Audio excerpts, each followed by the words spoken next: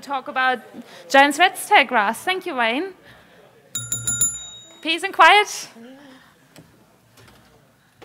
like that. I can do that too.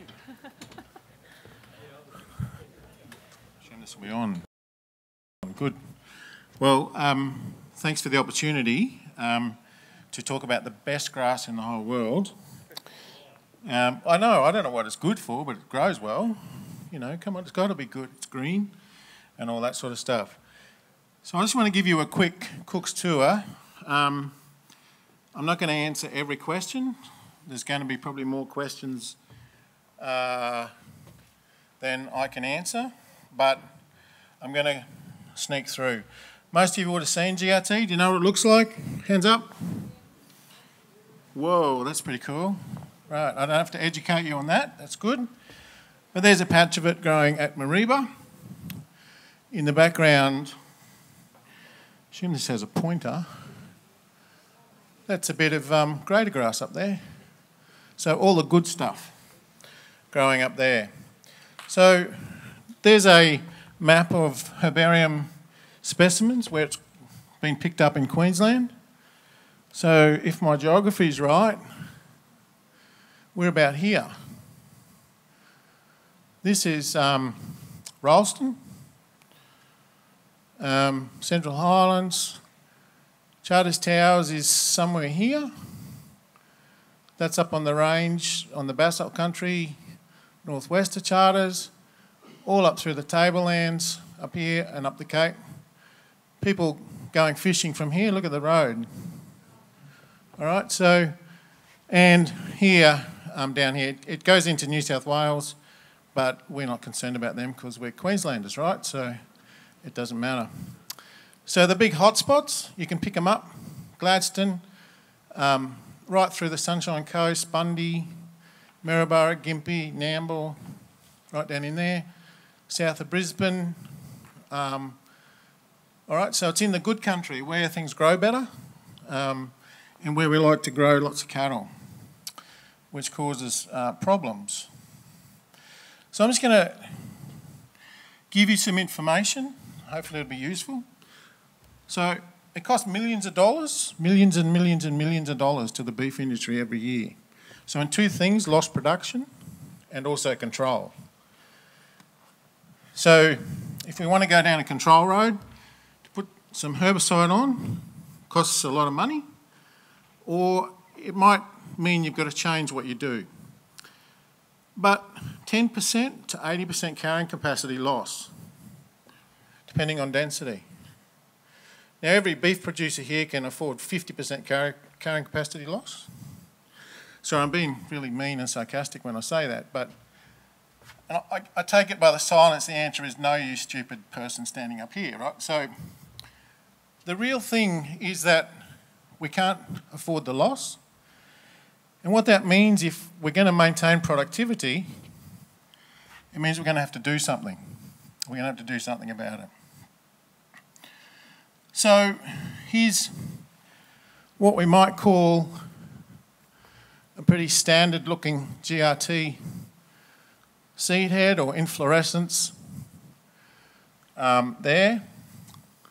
One of the issues we have is with identification. That might be what you see as the normal thing, but there's many variations around that. There are some natives that look a little bit like a GRT. There are short ones. There are big ones. If you run a slasher over it, it'll look a bit different. Okay? It won't always look like that.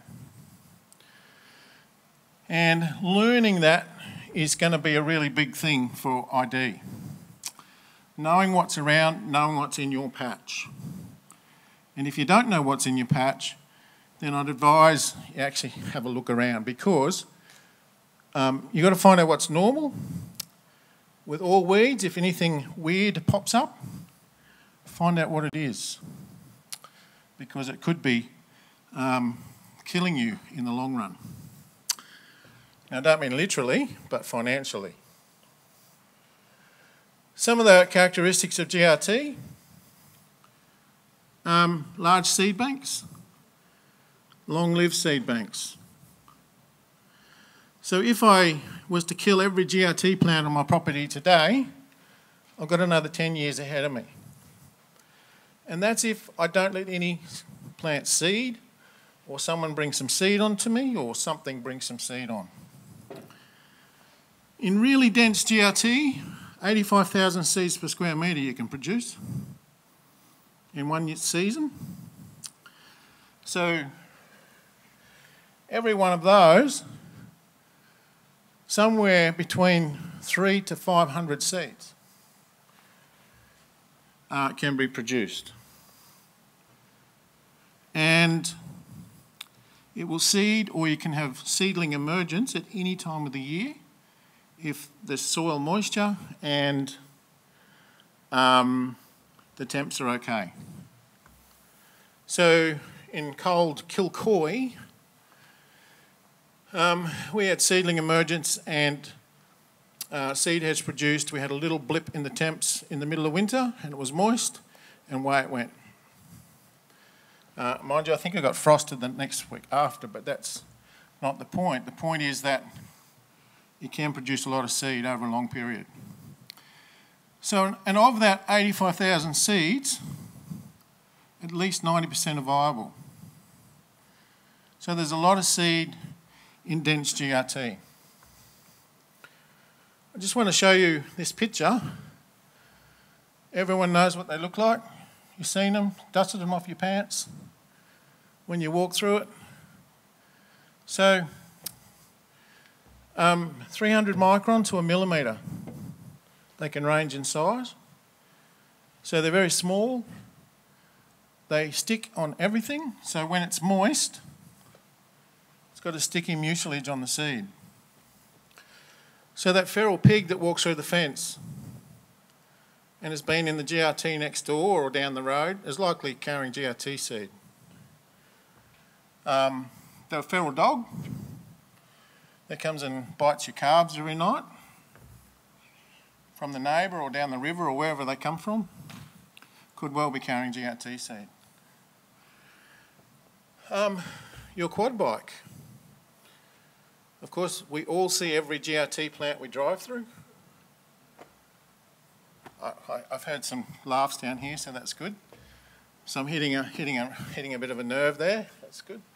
All right, and so it's very, very easy to move it around. And that is a problem. Now, those seeds don't move by wind. There's no characteristic of those that say they move by wind. And what I want to say is that most of those seeds from a plant that's this tall will fall within a 3-metre radius, unless something picks it up and moves it. And that could be some water or an animal, and so on and so on and so on.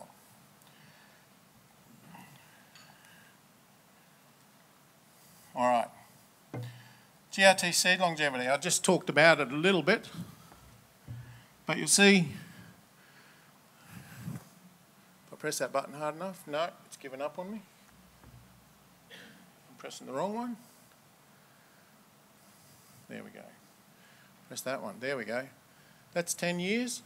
That's undisturbed buried seed and recovered. This is 2 years. So this is cultivating. You can actually pull it down quite quickly by actually going into some cultivation. But if I've got 5% of 10,000 left, how many is that? 500? 500 per square metre still in the soil, ready to go. So we need to be careful, but in undisturbed areas, it could be up to 10 years of seed lying in the soil. And what this indicates is there are options out there for trying to get that seed bank down a bit quicker. This one might be a bit scary, so I'll let you digest it. This is in days. And so if I start off cumulative percentage, so after day 2 of the cattle have passed about 30%. After day 6 it's getting close to 100, day 7 is about 100, day 8's about 100. So this is measured data. It's not guessing, it's measured data. Now that might vary between different styles of cattle and so on, but it gives us an idea of when we're moving cattle, we're trading cattle, we're buying cattle, what we could be shifting around inside that animal. Now, you might say, oh, that's a very small seed, and that's why. For those who know prickly acacia, in the Western country, it's pretty much identical to that. Okay, so different seed, different environment. Now, GRT is highly tolerant of fire. In fact, if that's the only management tool that is used on GRT, that's all you will ever have is GRT. You can keep burning it, it loves it. So even mature plants and seedlings are quite tolerant. So small seedlings that are 15 centimetres tall, a portion of those will survive quite an intense fire. And, I mean, you can use fire, that's no problem. I think my finger's too big. But you can use it as part of a management tool if that's where you want to go. So you can reduce the seed bank by about that. But it's what you do afterwards that will really count. You can't use fire on its own if you want to reduce the population. You're actually going to have to do something, use a herbicide or plough it or do something else as well to actually go back the other way. Now, what I want to say about herbicides is, if you only ever want to use herbicides on GRT, you will lose. It will win. So herbicides on its own without other management, GRT will win. Okay, so GRT will win. So there's a couple of herbicides. Flupropionate's one, you've probably heard of it. The granular products boys are up the back there. There's liquids and granular products. It's selective at registered rates on most species. I'm probably not going to go through this too much, but we need to talk about things like withholding periods, if you can see them there. Okay, these will be important and need to be considered. I'm just going to keep going here. Glyphosate, we've probably heard enough about glyphosate. It can be used, but there is no residual and it just kills what's there. So I just want to talk about management quickly. Before I would start controlling GRT, I'd have a really good think about what I want to do. If we start managing GRT, you need to be in it for the long game, otherwise you may as well not start. And I say that seriously. I've seen a lot of people make an effort and they get a little bit in and they stop. And maybe 2 years after it's looking pretty good and they stop. Well, the next 2 years after that will be looking a lot like it is before they started. It's a long game, it's not a short game. Okay, so you need to really think about what the end game is and what you want to achieve. And really, managing GRT is about minimising impact. It's not about eradication, never has been, and maybe never will be. And I'd be advocating that it's highly likely that you will not be able to eradicate it. And when we talk about eradicate, it's gone completely. I suspect we'll be able to get it to quite a low level, just background level.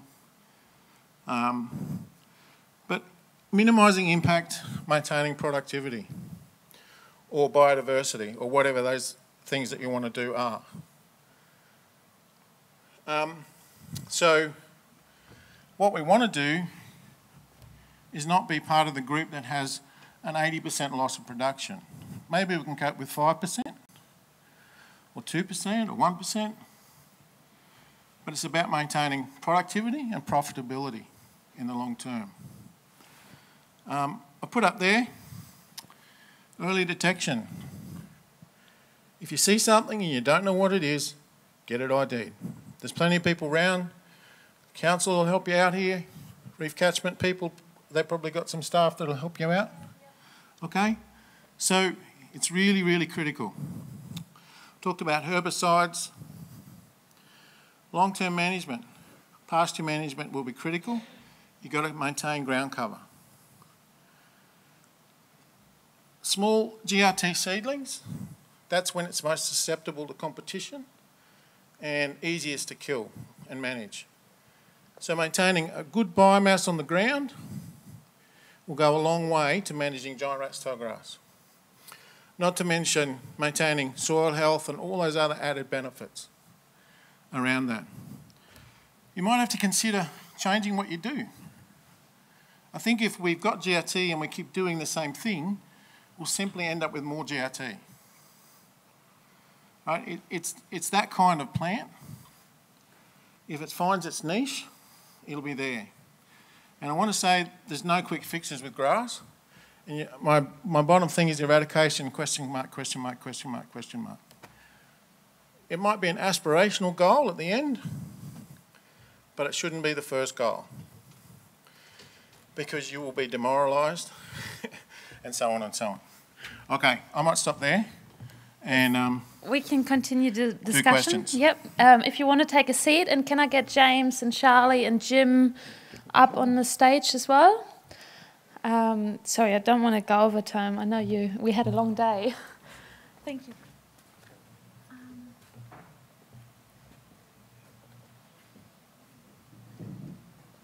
There must be 5.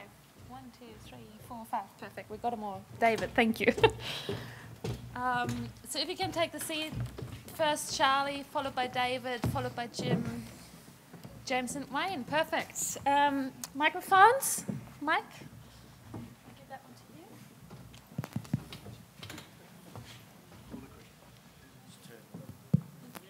They are ready to go? If you can share amongst you. Oh, thanks, mate. Yes. So yeah, this is your chance. I'm sure you have plenty of questions, and Wayne's talk was a bit of a, stimulation of, okay, what are the issues? We've got Charles, you're familiar with his view, and we heard a lot from him, the same with David. Jim, he's with DAF as well. And James Gubby from Whitsunday Regional Council, and Wayne we just heard from. So have we got a question on the floor? I thought so. So I've got a backup question. Hang on.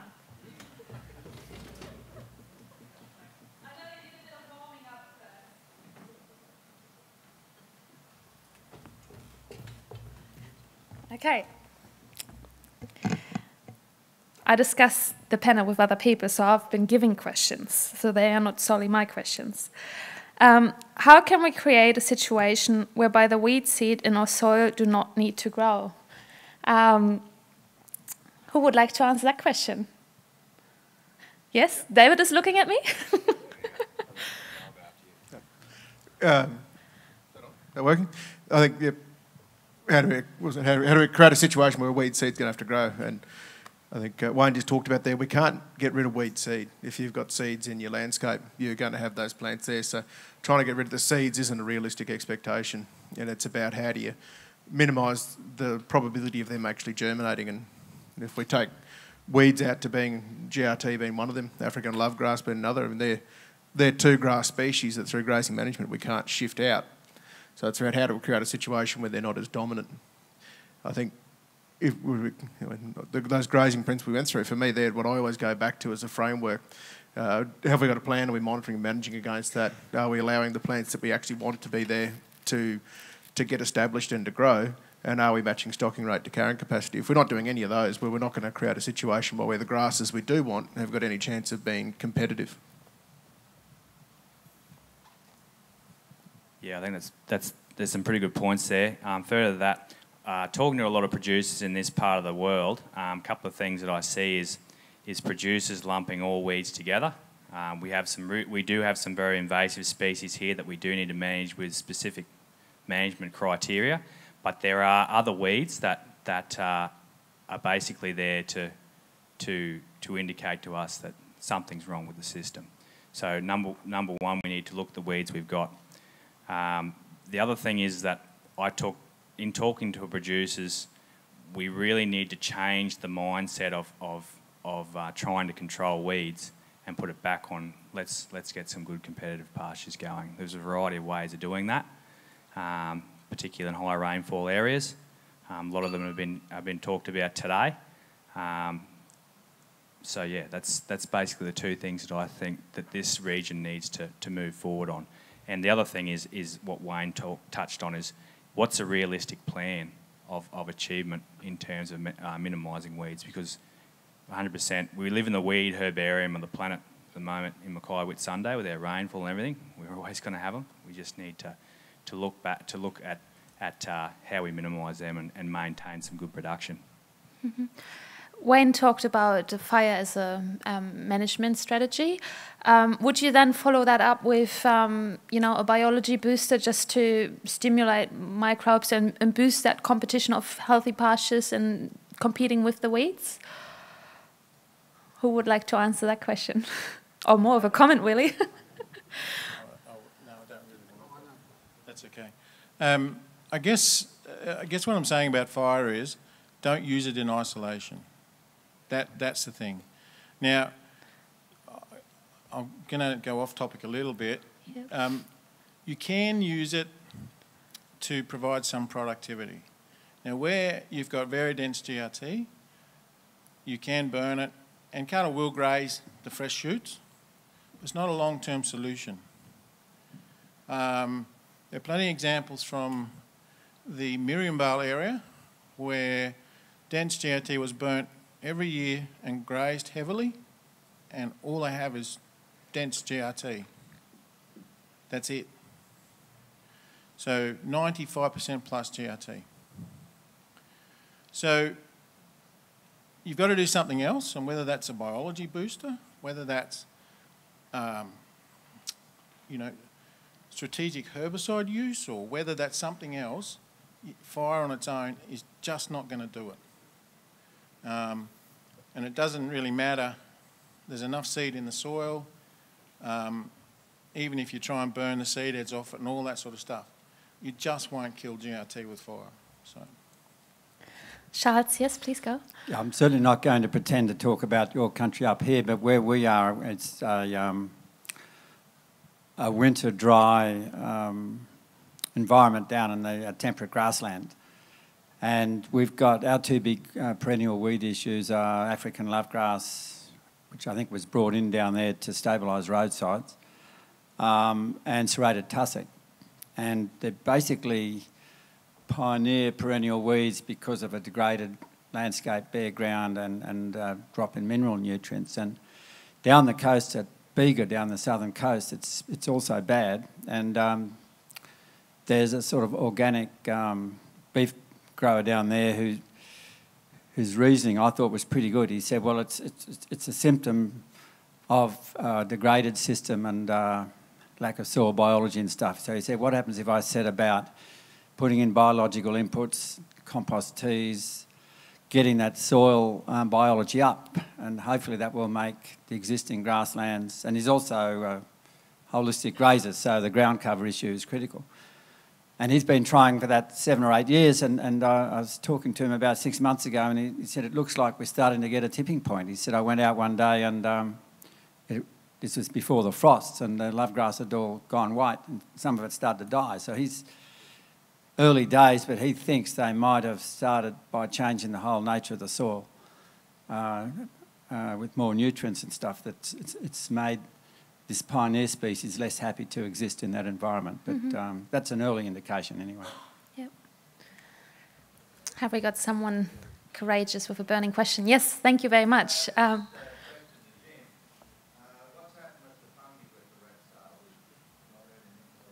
So what's happening with the fungi? Yep.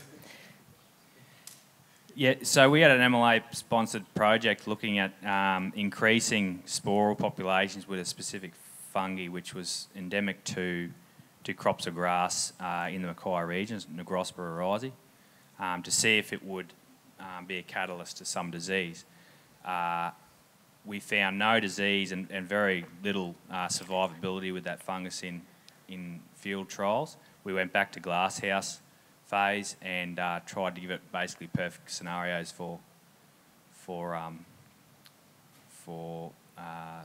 to observe disease with large sporal inoculations, and all the ones we inoculated with Negroska grew larger yields than the controls. So it could be the new biofertiliser, I think. So yeah, not real good. But there are some other biocontrols on the horizon. Do you want to talk about? Yep. So biocontrol is the holy grail with grasses. It's a difficult scenario. So DAF are actually currently doing some work to identify some agents that may progress through to being released in Australia. Don't stop doing your work and wait for them. But there is some work being done on that. In terms of, there also some work being done on identifying native pathogens that may, so a bit like the Nigerospora, to infect grasses, and they are evident out there. It's their long-term impact that we don't know about. Now, before I get a question about is that the one causing dieback, no, it's not. Okay, so separate, not the same. But there is some biological control work being done, but early days at this point. Further that, we talk about biological controls. Good biological control is maintaining healthy residuals on pasture at the end of the dry season. If you want to change your mindset from growing grass, just think about it as your own personal biological control. We have some great stoloniferous species that are really good competition against GRT in that germination to three-leaf phase that we talk about. They're available here in Mackay. We can grow them, and if we manage them well, that's 90% of the battle towards managing these grass weeds. Yeah, I'd like to second that, because the first defence is what's in your paddock. Bare ground is a nightmare. Good, productive, high biomass, good ground coverage is your best defence against not only GRT, but other weeds as well. So, and it means that your system is much more healthier, much more resilient in the long term. Regardless, you know, not only from a weed perspective, from just a system health perspective, things are much, much better.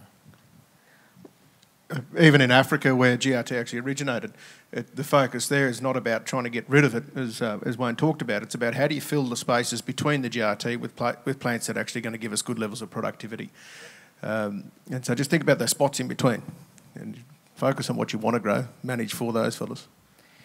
So, because in the end, each plant offers biomass and is better than no ground cover, is that what we would agree on? Well, each plant gives and takes something different from a landscape, and diversity is good. It's about being realistic about if you've got a plant there that you don't like, can you actually eradicate it? Yep. And if you put all your focus on a GRT, you're not going to see all the beautiful grasses that are going to be trying to go around them and trying to work with you. And you'll have a pretty miserable life because all you'll be focused on something you're not going to get rid of very easily. Very true. We've got a question from the floor. Brianna? Brianna just asked a question. I get to you in a minute. So Brianna asked if exclusion fencing could be a management tool? For GRT? Or just in general weeds, yeah. We don't need to focus on GRT today, here, right now. I'll comment. We'll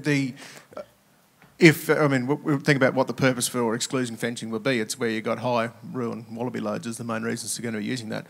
So if your rue and wallaby loads are that high that it's preventing you from being able to give your desirable pastures adequate rest so they have a strong aggressive root system, then it's probably one of the strategies we need to look at. And if you just look further west there with the rue loads that are out there, it's really a necessary strategy to be able to get some sort of grazing managed back in there. So it's one of the options that we have to consider, Brianna. Can I bring it back to GRT? Yes.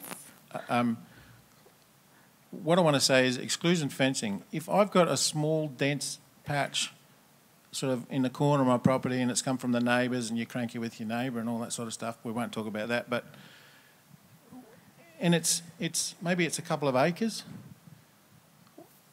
and that's the only bit you've got, or there might be an odd plant and that's the real dense bit. Why wouldn't you put a fence around it and exclude things from walking through it and manage that separately? So we've got to think outside the box a bit here with GRT. It's not, if I leave that in the corner of my paddock, and even if I spray it and do whatever I'm going to do or treat it however, chances are something's still going to walk through it and spread it further across your property. So why not sacrifice that bit and keep the rest of it okay? So, and other weeds you can do the same thing with, yeah. Mm-hmm. Have we got any other questions? I think the gentleman in the back. Yes, I was talking to one of you probably 6 months ago that you heard about a new fungus that was not going to be released. They didn't want to check it out by the state government, but all of a sudden an accident, they found it in the Ginging area. Have you heard anything more about it? Did you hear that all right, panellists? Yep. Yeah. I think it, let me just think about the story. Yeah, it was found here already. It was it wasn't released by us. I think we were looking at it as a potential one, but it was found here already. It's still there. I'm not sure how widespread it's got and what other damage it's doing to giant rat-tailed grass and so on and so on. So. Okay, we've got 5 more minutes, so yes? Yeah, just wondered if Jim wanted to elaborate on the stoloniferous competition that you mentioned earlier. Maybe I wasn't paying attention. Yeah, well, I was probably just mainly talking about probably two, the Brachyara, so signal grass and also Tully immunicola, and in particular the Tully grass, due to the amount of detached leaf and stem matter that forms on the ground. That is an excellent mat and protectant against germination of seed. Unfortunately, I don't know how good it goes up on the hill, but certainly where we've seen it gradually move in as a very competitive stoloniferous species in grazing paddocks in Mackay, we've seen excellent competition against tussocky GRT grass, yeah. Yep. While I'm on the feed, my neighbour's got a really silly question. She wondered whether it was possible to do any genetic engineering on GRT to make it palatable and so therefore less of a problem. No question is silly. They evolve new ideas. Well, I've been involved in some genomic work in the past, and I mean, as we move into the future, turning on and off of genes that may, express as palatability in grasses is definitely within the feasible in the future. So, does anybody else want to make any comments on that? Whether that's moving in genetic modification of species within an ecosystem, whether we want to go there or not, I don't know. I mean, if you're asking if it's doable, yes, it is doable. But if people don't want genetically modified food for their cows and rat's tail spreads easily, then genetically modified rat's tail will be bloody everywhere. Yeah, very disputable. Yeah, of course. Yes? Just briefly, Wayne, what is the potential distribution likely to be? What sort of rainfall does it require? How low will it go? Question, please. I was just asking, what's the potential spread range into what, how low a rainfall area will GRT go? I think I did the first modelling on that, and more than 20 years ago now, which is a bit scary. And basically I concluded that the 500 millimetre rainfall ISO height would probably be it. So if you think about, but it may or may not be more or less competitive as it gets drier. That's what we don't know. And so it might grow there, but it might be just this innocuous thing and not be a problem. Yeah, that's right. But if you think of all the Central Highlands, Charters Towers, Gulf country, Cape, all that good cattle country that got flooded out west, all potential places, yeah. Last, final questions? Charlie, you mentioned soil toxicity, and could you elaborate a bit more on the biological functions of breaking down that toxicity? Which toxicity? Or the potential of it, like just, with that love grass? let's say you depend on using chemicals still, and just how the biology assists you in breaking down the toxic content in your soil? Yeah, the fulvic and humic acids. Look, I don't, anyone else want to make a comment? Because I've just taken some advice from a soil biologist that if you want to mollify the effects of glyphosate, use X amount of, I think it was a combination of humic and fulvic acid, which you can buy commercially, and we've only just started using it, so I can't tell you its effectiveness. Okay. And there is bacteria. Zach Bush has found bacteria that naturally breaks down glyphosate as well. So nature does have compounds there that is going to assist in that. So the more diversity we can get, and on the whole topic around soil health, I think every year we're finding out so much more. It's such a fast-growing area, right down to things like the impact of quorum sensing, the impact of metagenome analysis that we're able to do now and identifying different DNA, and the level of diversity, what we can do to increase that diversity. You know, some of the solutions to some of the things we're encountering now, we don't even know they exist yet, which I find is quite exciting. So in the meantime, as Jim was saying before, it's about doing what we know we need to do now, but also keep looking what else is out there, keep asking that question, and even linking it back to dieback. You know, there's still so many questions around what is causing that. We're finding out more and more about what DNA is actually existing there, and the more diversity we can get, the better at the end of the day. So it's about building resilient ecosystems that can deal with different challenges. Yes, sorry, Jim, you go ahead. Yes, okay. Okay, before I close the panel, just last final chance to ask a question. There is one, yes?